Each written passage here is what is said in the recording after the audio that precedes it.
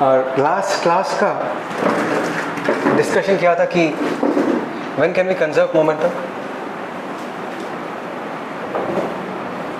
When can we conserve momentum. और तू पूरा बोर्ड को फ्रेम में रखना, ठीक है ना, मतलब जूम इन जूम आउट मत करना। When can we conserve momentum, come on speak up. When there are no external forces acting on the system, right.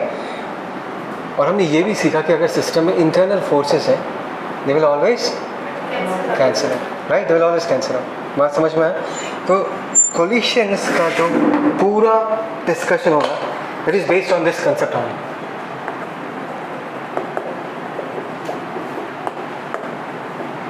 Okay,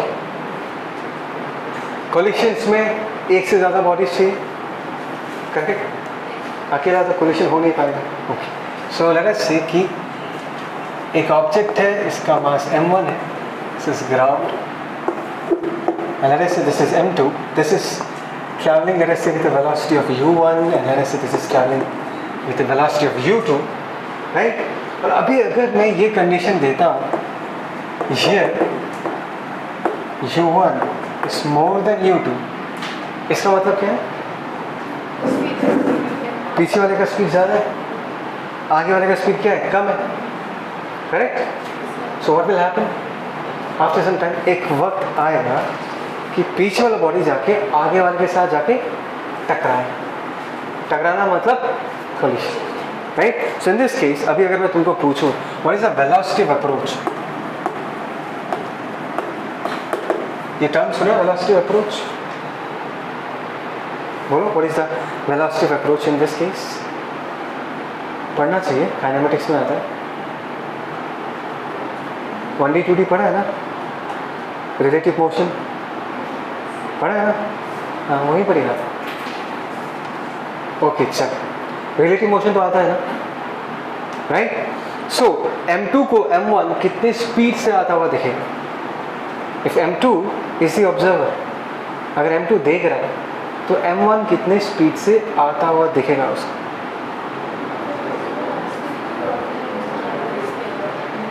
come on, relative motion क्या है, राइट, क्या है रिलेटिव मोशन? वही है, मैं relative velocity पूछ रहा हूँ। Relative velocity of 1 with respect to 2, वही है ना, relative velocity 1 with respect to 2। मैंने हिंदी में वही बोला है कि m2 को m1 कितने स्पीड से आता हुआ दिख रहा है। Relative velocity 1 with respect to 2, basics, come on, कितना होगा? क्या होगा? या दैट इज u1 माइनस, कोई डाउट है क्या किसी का? सो u1 माइनस u, इसी को हम वेलोसिटी ऑफ अप्रोच कहते हैं। इस वेलोसिटी ऑफ अप्रोच जो वर्ड है, इसके लैंग्वेज में ध्यान दो ना, वेलोसिटी ऑफ अप्रोच। 1 2 पे अप्रोच कर रहा है, कितने स्पीड से अप्रोच कर रहा होगा? 2 को पूछो, 2 क्या बोलेगा, कितने से आ रहा है? u1 माइनस u2 से। तो इसको हम क्या बोलेंगे? Velocity of approach. कोई डाउट इसमें? कमा अप्रोच वर्ड का मतलब समझ में आया, राइट। तो ये बेसिकली रिलेटिव वेलोसिटी ही है, नाम बस अलग दिया गया, ठीक है, एग्जैक्टली। अच्छा, कभी तुमने टीवी में देखा है कि जब एक बॉडी दूसरी बॉडी के साथ कोलाइड करता है, सोचो दो टेनिस बॉल्स हैं, they are colliding with each other, उनका जो सरफेस है during the time of collision कैसे दिखता है? How do they look when they collide? दब जाते हैं ना, राइट। दे आएगा, then they will hit each other, और ऐसे दब जाएंगे, कंप्रेस हो जाएंगे, फिर क्या होगा? फिर खोलेगा, फिर अलग होगा, ऐसे ही होगा।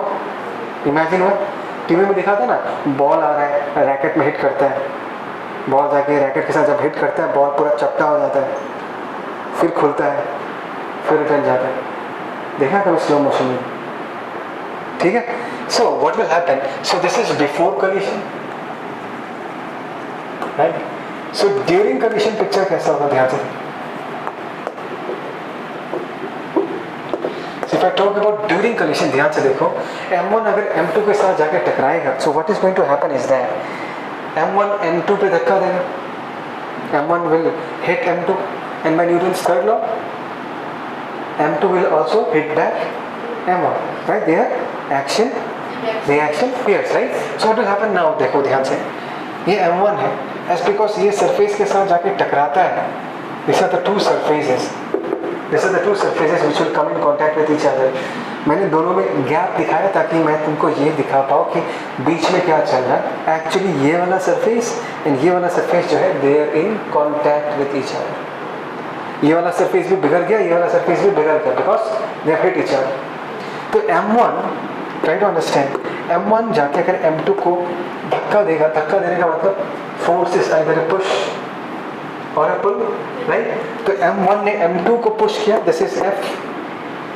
If A exerts a force on B, then B will exert a force back on A. यहाँ पर भी एक फोर्स लगेगा ड्राइविंग दिस. ये दोनों भाई हैं. कल दोनों भाइयों का कहानी बताया कि कोई भी फोर्स नेचर में अकेला एग्जिस्ट नहीं कर पाएगा. Forces will always exist in pairs and mind it. This two forces are action reaction pairs and they are acting on two different bodies. एक m1 पे लग रहा है, एक m2 पे लग रहा है. Action reaction can never act on the same body. Exactly, पक्का समझ में आया. तो ये दोनों कंप्रेस होगा, राइट. कंप्रेस होकर फिर खोलेगा, फिर अलग हो जाएगा. Exactly. So this is the picture during collision. And let us say, मैं यहाँ पर बनाता हूँ. And let us say what is the picture after collision. After collision का पिक्चर क्या है? दोनों आया, टकराया, फिर दोनों अलग हो गए. तो अलग होने वाला पिक्चर क्या है? ठीक है ना, वो ड्रॉ कर दो. समझ में आ रहा है? ठीक है. So let us say this is m1, late us say this is m2. टकराने के बाद इसका वेलोसिटी v1 हो गया, टकराने के बाद इसका वेलोसिटी v2 हो गया.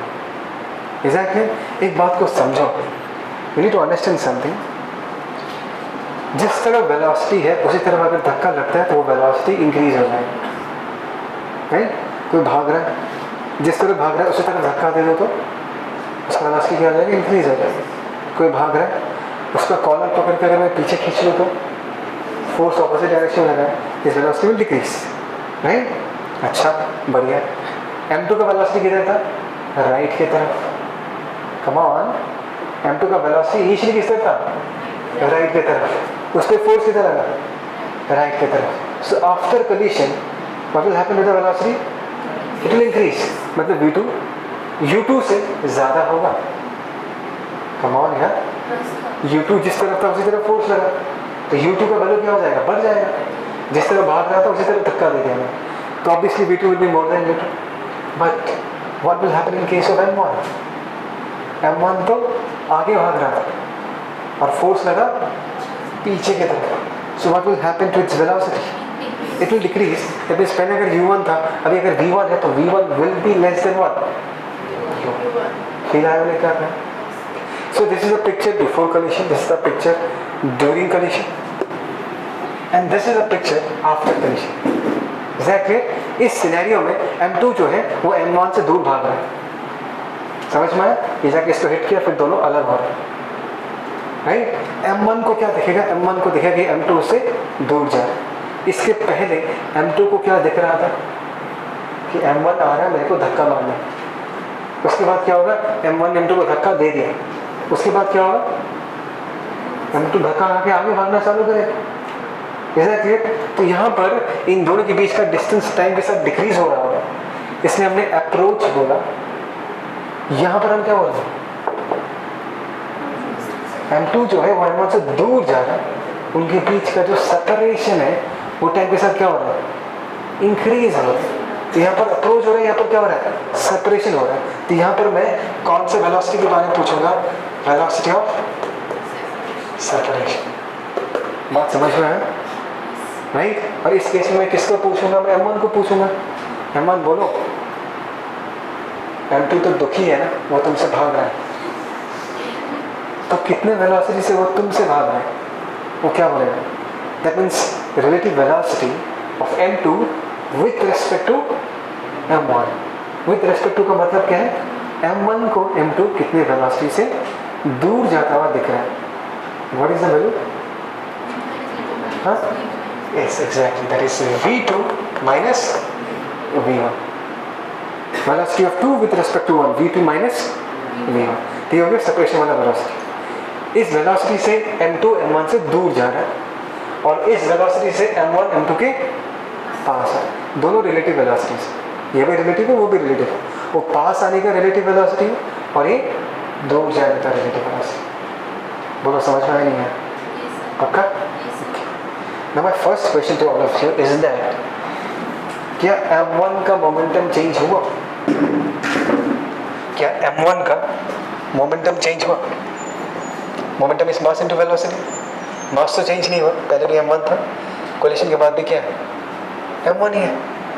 कम on, my question is did the momentum of m1 change? You need to speak यार। साल भर ऐसे ही रहोगे क्या चुपचाप? गलत सही जो भी है बोलो। चेंज हो रहा है। क्या देख के बोला तुमने चेंज हो? सिंपल सर, वेलोसिटी बदल गया। पहले उसका u1 था, अभी v1।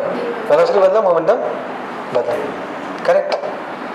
और मोमेंटम कब बदलता है? जब एक्सटर्नल फोर्स लगता है। Force is equal to dp by dt। Force is responsible for rate of change of momentum. क्या m1 पे फोर्स लगा? मोमेंटम चेंज हुआ, क्या m1 पे फोर्स लगा? अरे कमन बोलो ना, है ना? देखो ना, ये F लगा ना, तो यस होना ही चाहिए था। Momentum will change. क्यों चेंज हुआ? धक्का लगा, फोर्स लगा, और फोर्स लगने से मोमेंटम डेफिनेटली चेंज होता है। That is a reason sir momentum change हो गया।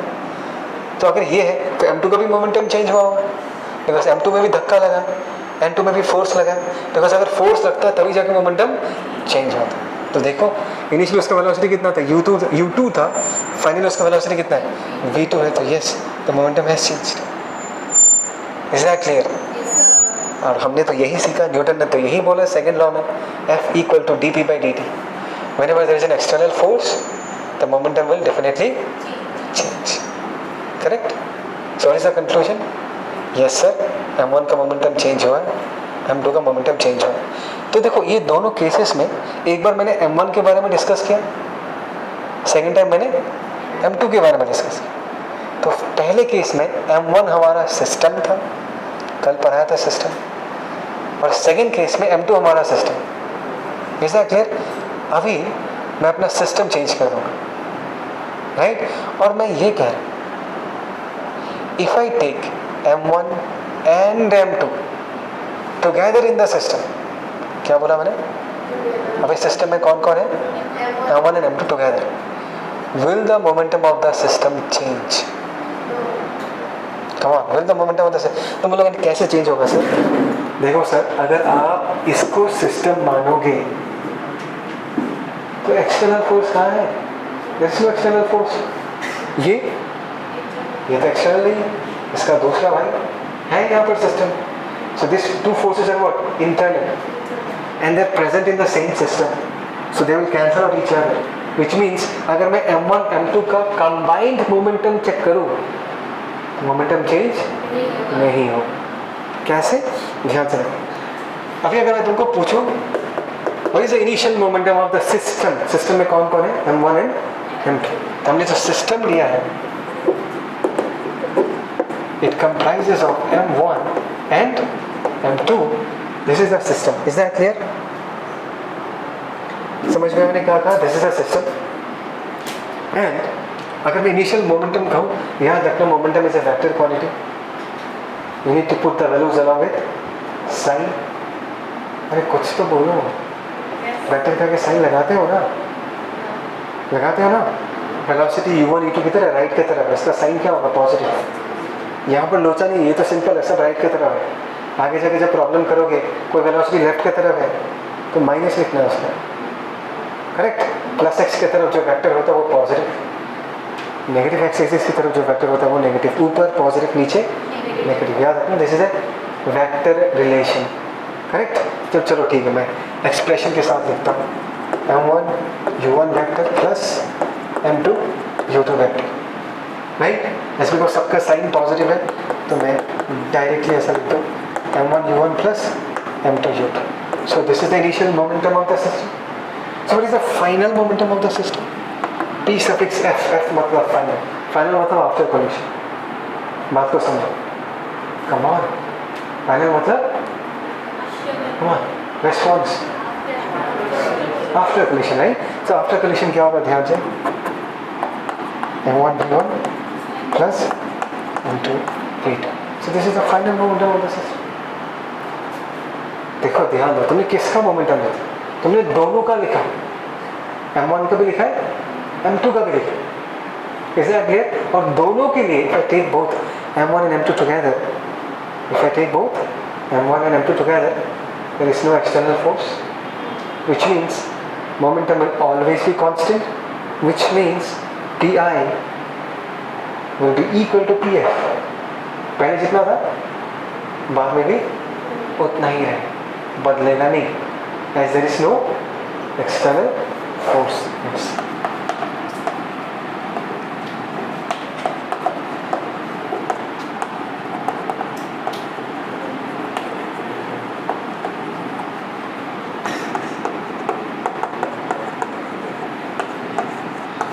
ठीक है, मैं यहाँ पर एक्सप्रेशन नहीं लिख रहा, तुम उसके बाद ये लिख सकते हैं, there is no external force, हम Pi इक्वल टू क्या लिख सकते हैं, Pf लिख सकते हैं. ठीक है, पक्का? चलो पॉज दे. एनालॉजी का मतलब क्या है? What does the word analogy mean? Analogy का मतलब है सिमिलर सिचुएशन. क्या मतलब है? Similar situation. ठीक है, अभी देखो ये जो कोलिशंस में मैंने तुमको क्या बताया कि दो ऑब्जेक्ट्स आएंगे, एक दूसरे के साथ कॉन्टैक्ट में आएंगे, डिफॉर्म हो जाएंगे. डिफॉर्म मतलब बिगड़ जाना, दब जाएंगे ऐसे, फिर खुलेंगे, फिर अलग हो जाएंगे. तो ऐसा ही और एक सिचुएशन, इसके जैसा ही और एक सिचुएशन मैं तुमको बताऊंगा. ठीक है, और तुमको वो थोड़ा सा हेल्प करेगा इसको समझने में. ठीक है, it will make our life easier. तो ऐसा इमेजिन करो, this is just an example. आप कहाँ गया भाई? This is just an example. आप तो देखो ऐसा है, यहाँ पर हमने m1 m2 माना था. अभी हम क्या करेंगे कि एक बॉडी के साथ ऐसे एक स्प्रिंग अटैच्ड इमेजिन करेंगे. ऐसे एक स्प्रिंग लगा हुआ, एनएलएम पढ़ चुके हो, स्प्रिंग पढ़ा, स्प्रिंग फोर्स. स्प्रिंग का बिहेवियर क्या है?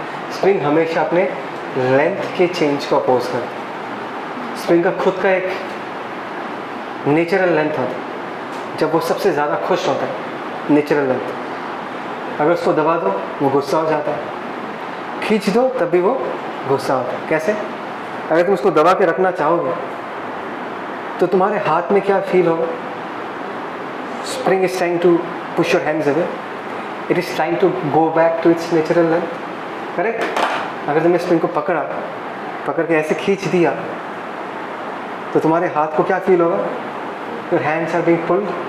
स्प्रिंग का होना चाहता है, छोटा होना चाहता है, it likes to come back to its natural length. इसका मतलब क्या है कि स्प्रिंग सबसे ज़्यादा खुश कब होता है? जब उसका लेंथ नेचुरल लेंथ होता है. दैट मीन्स अगर तुमने स्प्रिंग के लेंथ को बदल दिया, चेंज कर दिया, बाय आइदर कंप्रेसिंग और elongating, then the spring will exert force. Compress किया, खोलने के लिए वो पुश अवे फोर्स लगाए. अगर तुमने उसको पकड़ के इलोंगेट कर दिया तो छोटा होने के लिए तुम्हारे हाथों पे पुल फोर्स लगाए. कुछ जा रहा है दिमाग में? समझ में आ रहा है मैं क्या कह रहा हूँ? तो ये जो दब के उनका सरफेस जो डिफॉर्म हो रहा था, इसी सिचुएशन को मैं स्प्रिंग के थ्रू एक्सप्लेन करूँगा ताकि तुमको अच्छे से समझ में आए. ठीक है ना? ओके, एक छोटा सा नंबर भी लूँगा ताकि तुमको अच्छे से समझ में आए. Late us say this is m1, late us say this is m2, late us say this is 10 metre पर second and let us say this is 2 metre पर सेकेंड. मैंने बस नंबर्स लिया ताकि तुमको आसानी से समझ में आए, right? So that you understand this thing simply. ठीक है, तो देखो ऐसा है इन दिस केस, अगर इसका 10 है, इसका 2 है, so what is the velocity of approach?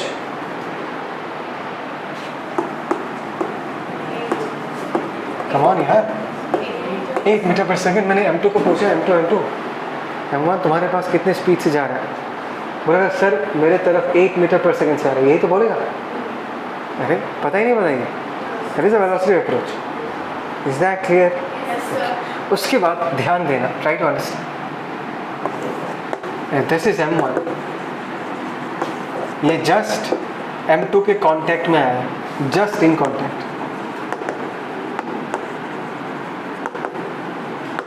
ठीक है, try to understand. Just in contact मतलब इसका 10, इसका कितना है 2। एग्जैक्टली, कम ऑन 10, समझ में आ रही नहीं है? तो स्प्रिंग का एक एंड का वेलोसिटी मैं 10 कह सकता हूँ और स्प्रिंग का दूसरे एंड का वेलोसिटी मैं 2 कह सकता हूँ, because the spring is in contact with that object, और ऑब्जेक्ट का जितना वेलोसिटी होगा स्प्रिंग का भी उतना ही वेलोसिटी होगा। Is that clear? So at the beginning अगर स्टार्टिंग में मैं देखना चाहूँ if this is the spring, तो एक एंड का वेलोसिटी 10 है और दूसरे एंड का वेलोसिटी क्या है? 2 है। Correct? Try to understand. Let us say this is end A and let us say this is end B. मैंने एंड बी को बोला कि एंड ए जो है वो कितने स्पीड से तुम्हारी तरफ जा रहा है, तो बी क्या बोलेगा? मेरा जो दूसरा एंड है ना वो मेरे तरफ आ रहा है विद स्पीड ओवर 8 मीटर पर सेकेंड। तो अगर बी ये बोलता है कि दूसरा एंड मेरे तरफ आ रहा है, इसका मतलब ये है कि स्प्रिंग कंप्रेस होगा। अगर दूसरा and if I am the one end of the spring और मुझे दिखाई दे रहा है नहीं स्प्रिंग का दूसरा एंड जो मेरे तरफ आ रहा है, it implies the fact that the spring is getting compressed. बात समझ में आ रहा है मैं क्या कह रहा हूँ? Exactly, okay.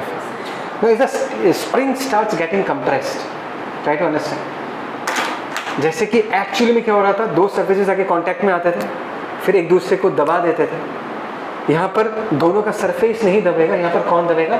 स्प्रिंग दबेगा। They are similar situations. वहाँ पर दोनों सरफेसेस डिफॉर्म हो रहे थे, कंप्रेस हो रहे थे। यहाँ पर वही चीज़ हम किसके थ्रू दिखाने वाले? स्प्रिंग के थ्रू दिखाने वाले। कि स्प्रिंग क्या हो रहा है? स्प्रिंग कंप्रेस हो रहा है। Very similar to the surface compression in the actual case. ज़्यादा हो रहा है क्या? एनालॉजी, सिमिलर सिचुएशन, ठीक है ना? ओके। कुछ देर के बाद क्या होगा बताओ? What will happen after some time? कुछ देर के बाद what will happen to its speed? 10 बढ़ेगा या घटेगा? कम ऑन, डिक्रीज करेगा ना, डिक्रीज। देखो स्प्रिंग क्या कर जाएगा? स्प्रिंग कंप्रेस हो जाएगा। स्प्रिंग अगर कंप्रेस होगा तो वो बाहर की तरफ फोर्स लगाएगा, तो इस बॉल पे M1 पे फोर्स इस तरफ लग रहा होगा और M2 पे फोर्स इस तरफ लग रहा होगा। Do you agree with this? Do you agree with this? तो फोर्स अगर इधर लग रहा है 10 के बाद उसका स्पीड कितना हो जाएगा? 8, और 2 का स्पीड जो है बढ़ के वजह से 3 हो गया। क्या हो गया? 3। Is that clear? क्योंकि यहाँ पर F जिस तरफ है उसी तरफ वेलोसिटी था, जिस तरफ भाग रहे उसी तरफ धक्का दे दिया तो स्पीड बढ़ जाएगा। ये इसी तरफ भाग रहा था 2 मीटर पर सेकेंड से, उसी तरफ धक्का दे दिया तो 2 से बन गया 3। और ये जिस तरफ भाग रहा था 10 इधर का, मैंने धक्का दे दिया उल्टे डायरेक्शन, इसका स्पीड 10 से घट के क्या हो गया? 8 हो गया। मैं बस नंबर्स लेके तुमको समझाने का कोशिश कर रहा हूँ, राइट? सो सेकेंड केस में, in the second case, this is first scenario, this is second scenario. Try to understand. Second scenario में ए पॉइंट का इस तरफ का वेलोसिटी कितना? 8, एंड बी पॉइंट का इस तरफ का वेलोसिटी कितना है? 2। Try to understand. तो बी पॉइंट को ए पॉइंट कितने स्पीड से अपने तरफ आता हुआ दिख रहा है? 6। इफ आई में मेरे को देखेगा कि दूसरा एंड जो मेरे तरफ आ रहा है विद स्पीड ओवर 6, मतलब स्प्रिंग अभी भी कंप्रेस ही करेगा, बिकॉज वो एंड अगर मेरे तरफ आता हुआ दिखेगा, what will happen with the length of the spring? Come on यार, A जो है उसको दिख रहा है कि B उसके पास आ रहा है, दूसरा एंड उसके पास आ रहा है, so what will happen with the length of the spring? It will decrease। मतलब यहाँ पर भी कंप्रेशन हो रहा है, यहाँ पर भी क्या हो रहा है? कंप्रेशन हो रहा है। मतलब दोनों बॉडी जब एक दूसरे के साथ अगर हिट करते हैं तो क्या होगा? कंप्रेस उसी चीज़ को दिखाना, ठीक, राइट? उसके बाद क्या होगा? कुछ देर के बाद, try to understand, let's say कुछ देर के बाद ऐसा टाइम आएगा, ये तो चलता रहेगा 10 से 9, 9 से 8, 8 से 7, 7 से 6, फॉर एग्जाम्पल 6 से इसका वेलोसिटी डिक्रीज होकर कहाँ तक पहुँचा? 5। कहाँ तक पहुँचा? 5। तो इसका वेलोसिटी अभी कितना हो गया? 5 मीटर पर सेकेंड। और मुझे ये पता है कि इसके इनिशियल वेलोसिटी 2 था, and as time passes this 2 is going to increase, 2 से बना 3, 3 से बनेगा 4 और 4 से बनेगा 5। तो ऐसा एक वक्त आएगा कि दोनों का वेलोसिटी क्या हो जाएगा, सेम। समझ में आया? ये वाला घट घट के 5 तक पहुंचा और ये वाला बढ़ बढ़ के 5 तक पहुंचा। तो ऐसा एक सिचुएशन आएगा। Is that clear? मतलब इनके बीच का जो ये स्प्रिंग है, स्प्रिंग का एक एंड का 5 है तो दूसरे एंड का भी क्या होगा, 5 होगा। Is that clear? Is that clear? That means third वाले पिक्चर में मैंने ऐसा लिखा कि this is A, this is B, इसका अगर 5 मीटर पर सेकेंड है तो इसका भी क्या होगा, 5 मीटर पर सेकेंड ही होगा। And you know the interesting thing in this case कि अभी अगर मैं बी को पूछूं, बी ये बताओ कि ए तुम्हारे तरफ कितने वेलोसिटी से आ रहा है, तो बी क्या बोलेगा, 0। मतलब अभी और स्प्रिंग में फर्दर कंप्रेशन नहीं हो। मतलब this is the scenario of maximum compression. Compression, compression, no compression. मतलब दोनों बॉडीज डिफॉर्म हो रहे थे, this is maximum deformation. Bodies के केस में जो एक्चुअल केस था, अरे एक लिमिट होगा ना डिफॉर्म होने का, डिफॉर्म डिफॉर्म मैक्सिमम डिफॉर्मेशन। तो मैं इस सिचुएशन को एक्चुअल सिचुएशन के साथ कंपेयर कर रहा हूँ। तो कुछ ऐसा हुआ हो कि दोनों का सरफेसेस है, दबते दबते दबते एक वक्त आएगा कि दोनों सरफेसेस का वेलोसिटी क्या हो जाएगा, सेम। जैसे कि यहाँ पर दोनों तरफ का 5 हो गया। Is that clear? मतलब अभी और स्प्रिंग ऑलरेडी कंप्रेस्ड हो चुका है, स्प्रिंग इज ऑलरेडी कंप्रेस्ड। मैं ये कहना चाहता हूँ कि और फर्दर कंप्रेशन नहीं होगा। This is the maximum compression, correct? अच्छा, उसके बाद क्या होगा, command tell me. Spring is already compressed, भूलो मत, स्प्रिंग जो है यहाँ पर ऑलरेडी कंप्रेस्ड है। कंप्रेस्ड है मतलब नाखुश है, ये फोर्स लगाते रहे। कंप्रेस्ड है तो किधर फोर्स लगाएगा, बाहर की तरफ। It will like to open up, तो दोनों बॉल्स को किस तरह फोर्स लगाएगा, बाहर की तरफ। Is that clear? Come on, is that clear? तो यहाँ पर फोर्स लगेगा इस तरफ, यहाँ पर फोर्स लगेगा इस तरफ। कम ऑन, ओए रुक, बाद में।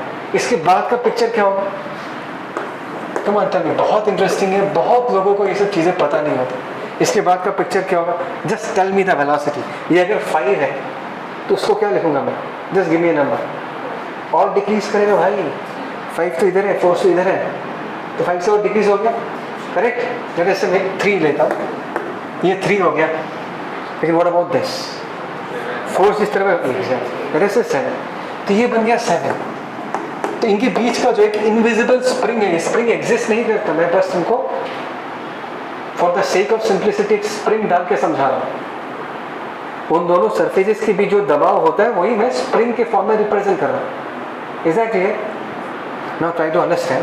Now this is a situation of maximum compression, right? This was the situation of maximum compression. अभी फोर्थ वाले सिनेरियो में ध्यान से देखो, एक एंड का वेलोसिटी कितना है, 3, और दूसरे एंड का वेलोसिटी कितना है, 7। This is A, this is B. Now what will you comment from this picture? Yes, अभी से इलॉन्गेशन चालू होगी। बिकॉज अगर मैं ए को पूछूं बी कहाँ जा रहा है, ए बोलेगा बी मुझसे दूर जा रहा है, मेरे तरफ नहीं आ रहा। अगर मेरे तरफ आता तो कंप्रेस होता, मेरे से दूर जाएगा। So what will happen to the length of the spring? It is going to increase. Come on, समझ में आ रहा है नहीं आ रहा मेरे ख्याल? इसके पहले तक ध्यान से देखो, इसके पहले तक बी को दिख रहा था कि ए उसके पास आ रहा है। अभी ए को क्या दिख रहा है, बी उससे दूर जा रहा है। दूर जाने का मतलब क्या है, स्प्रिंग का लेंथ अभी क्या होगा, इंक्रीज करेगा। मतलब यहाँ तक क्या हो रहा था, कंप्रेशन हो रहा था, ये था मैक्सिमम कंप्रेशन। मैक्सिमम कंप्रेशन में दोनों बॉडीज का वेलोसिटी क्या हो जाएगा, 5। उसके बाद से क्या होगा, द स्प्रिंग विल स्टार्ट एलोंगेटिंग। मतलब एक्चुअल सिनेरियो में क्या होगा, दबेगा दबेगा दबेगा, मैक्सिमम दबेगा, तब दोनों बॉडीज का वेलोसिटी कितना होगा, सेम।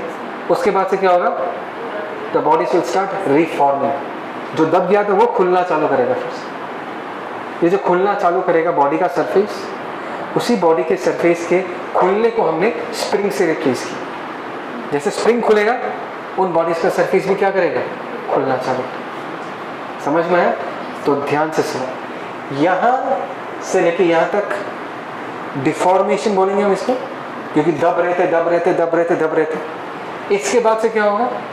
रिफॉर्मेशन। रिफॉर्म मतलब the bodies will again start regaining back their previous shape and size, खुलना चालू करेंगे। अगर तुम्हारे पास कोई कॉस्को बॉल होता है, टेनिस बॉल, उसको दबाओगे तो स्क्वीज हो जाएगा, छोड़ देवे तो फिर से अपना ओरिजिनल शेप लेगा ही नहीं लेगा।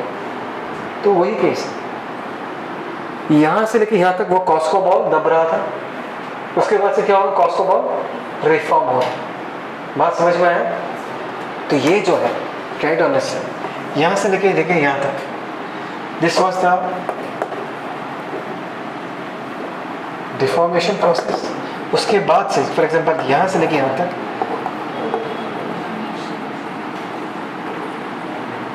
है ना, एक टाइम के बाद तो दोनों एक दूसरे को क्या कर देंगे? छोड़ देंगे, they will get separated from each other. मैं बस तुमको यही चीज़ समझाना चाहता था। एक का 10 था, है ना, दूसरे का 2 था, एक का 10 एक का 2। व्हाट इज डिफॉर्म होते होते होते दोनों बॉल्स का वेलोसिटी कितना हो गया? 5 ना, both the balls are maximum deform. उसके बाद क्या होगा? They will start reform. Exactly, पक्का? So what is the identifying feature of maximum compression? कब तुमको पता चलेगा कि अभी जो कोलिशन हुआ है ना, अभी मैक्सिमम कंप्रेशन है दोनों बॉडीज में? हाँ, जब दोनों बॉडीज का वेलोसिटीज सेम होगा, उस मोमेंट में तुमको ये पता चल जाएगा, okay this is a maximum compression. इसके बाद क्या चालू हो जाएगा? इसके बाद रिफॉर्मेशन चालू होगा। So very simply said, from the beginning till the time the velocities are same, it is a process of deformation. Spring compress होगा मतलब बॉडीज चपटा होते जाएगा, समझ में आ रहा नहीं यार?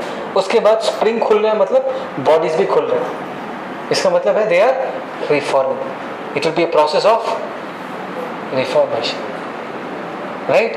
Where is the case of maximum deformation when both the velocities are same. ठीक है?